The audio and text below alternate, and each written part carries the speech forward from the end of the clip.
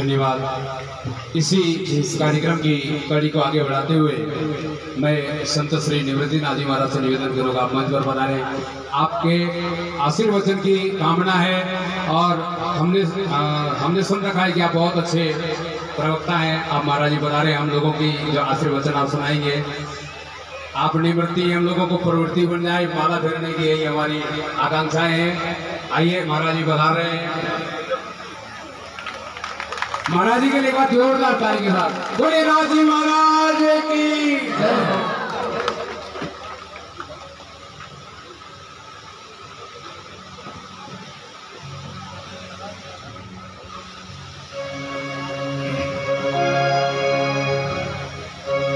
सच्चिदानंद रूपाय विश्वोत्पत्त्यादि Hathaway तापत्रय विनाशाय श्री कृष्णाय वयं नमः।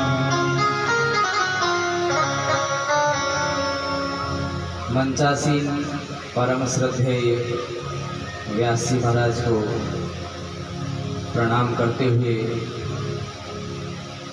श्री भागवत महापुराण के चरणों में प्रणाम निवेदित करते हुए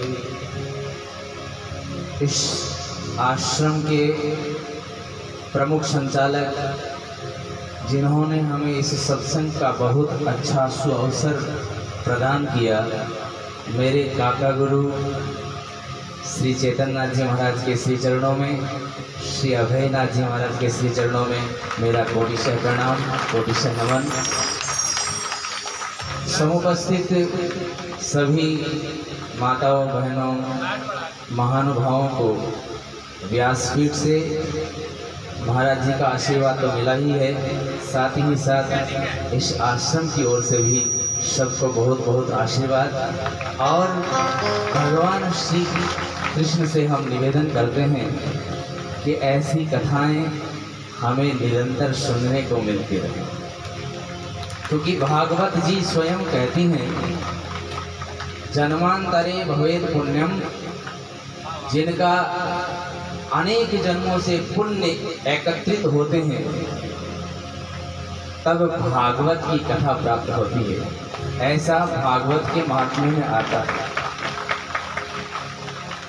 एक बात समझने की है, जो यहाँ हम 7 दिन से कथा श्रवण कर रहे हैं, महाराज श्री ने बड़ी सुंदर बात कही कि जो बात अच्छी लगी उसको ग्रहण करना है और जो बात आपको अच्छी नहीं लगी उसको ग्रहण नहीं करना। तो एक बात ये भी है कि श्रोताओं में 3 तरह के श्रोता होते हैं।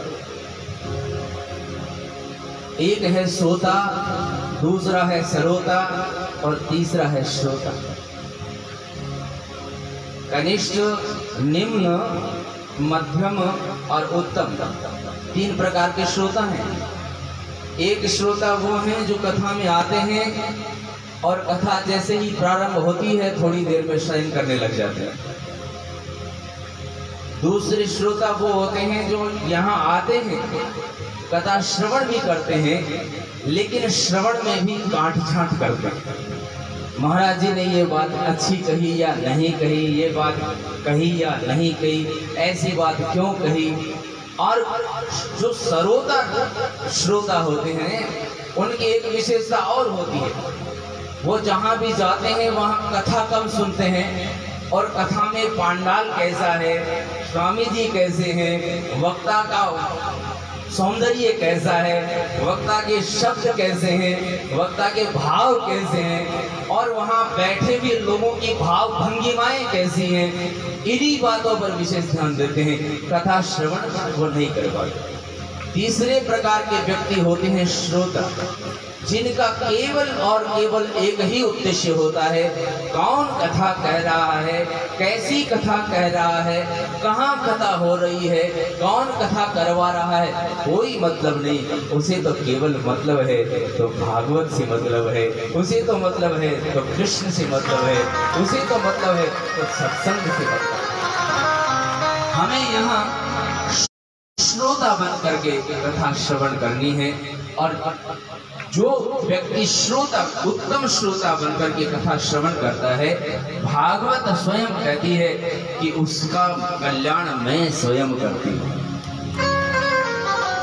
भगवान श्री कृष्ण कहते हैं कि मेरा साक्षात विग्रह यदि देखना है, मुझे यदि आप साक्षात देखना चाहते हैं तो इन चर्म चक्षुओं से नहीं, मेरी भागवत की कथा श्रवण से देखिए।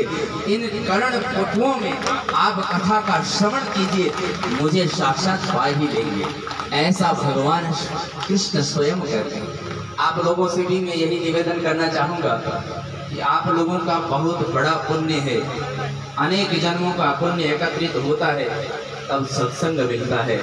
और श्री रामचरितमानस में तो कहा गया है, प्रथम भगति संतन कर संगा।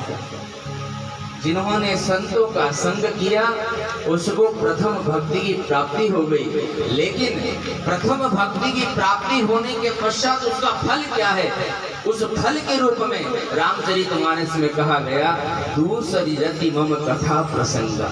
केवल संतों के पास जाने मात्र से ही नहीं, संतों के पास जाकर के यदि हम भगवत कथा श्रवण नहीं करें, भगवान की कथा को समझे नहीं, तो जाने मात्र से कल्याण नहीं होता।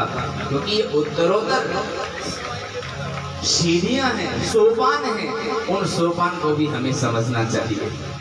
महाराज श्री ने बहुत सुंदर व्याख्या करते हुए यहाँ भागवत कथा का श्रवण आप लोगों को करवाया है।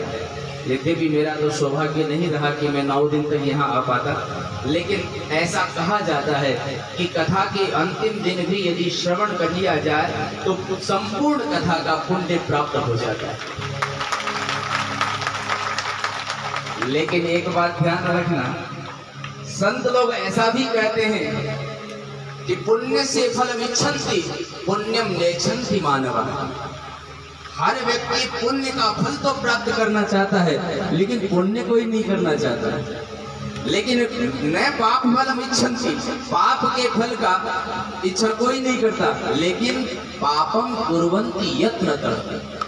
हमारा जो जीवन है उसकी एक खास बात ये रहती है, हम पुण्य का फल क्या है? पुण्य का फल है सुख, पुण्य का फल है आनंद, पुण्य का फल है संत का दर्शन, पुण्य का फल है कथा का श्रवण, पुण्य का फल है जीवन की मुक्ति। लेकिन हम पुण्य का फल चाहते हैं, पुण्य नहीं करना चाहते।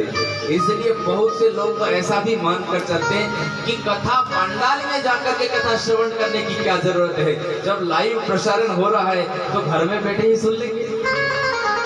सुनना अच्छी बात, लेकिन ऐसा कहा जाता है कि जहाँ कथा होती है वहाँ स्वयं भगवान विराजित होते हैं। और आप देख रहे हैं इस 7 दिवसीय कथा में न जाने कितने संत यहाँ आप लोगों को दर्शन देने के लिए आए हैं। आपको जाने की जरूरत नहीं पड़ी। जैसे कथा गंगा यहाँ आती है, ऐसे भी संतों का जो संग है वो गंगा से भी बढ़कर है। क्योंकि रामचरितमानस में तो संतों को साक्षात प्रयागराज कहा है, और संत यदि आते हैं तो प्रयाग में निमज्जन करने का जो फल मिलता है वो संत के दर्शन मात्र से हमें मिल जाता है। न जाने आप लोगों ने कितने प्रयाग यहाँ आए और कितने प्रयागों के दर्शन किए और उनमें आप डुबकी लगाए हैं। आपके पुण्यों की तो मैं व्याख्या भी नहीं कर सकता। और अब ज्यादा समय भी नहीं लेना चाहूंगा, क्योंकि आज तो वैसे भी बहुत विलंब से चल रहा है कार्यक्रम। पुनः एक बार व्यास जी के चरणों में प्रणामी निवेदित करते हुए, गुरुदेव के चरणों में प्रणाम निवेदित करते हुए, और आप लोगों को यहाँ से मंच से बार बार श्री नाथ जी महाराज का आशीर्वाद आपको मिलता रहे, ऐसा नाथ जी महाराज से प्रणाम करते हुए अपनी वाणी को विराम देना चाहूंगा। हरिओम तत्सत। महाराज श्री के चरणों में बारंबार प्रणाम। महाराज जी ने बड़ी ही सुंदर ढंग से हम सभी लोगों को सरल भाषा में समझाया कि संत सरल चित्त जगत हिता कहते हैं संत भगवान पधारे। अब मैं निवेदन करूंगा हमारे विप्र समाज की ओर से, हमारे यहाँ पर बैठे हुए जितने भी ब्राह्मण हैं सब एक से बढ़कर के एक विद्वान हैं। सभी लोगों ने श्रीमद् भागवत महापुराण के मूल पाठ को विधि विधान पूर्वक। और इतने ढंग से हमारे यहाँ के जो आचार्य जी ने इतने विधि विधान पूर्वक पूजन कराया। मैं निवेदन करूंगा श्री सत्यनारायण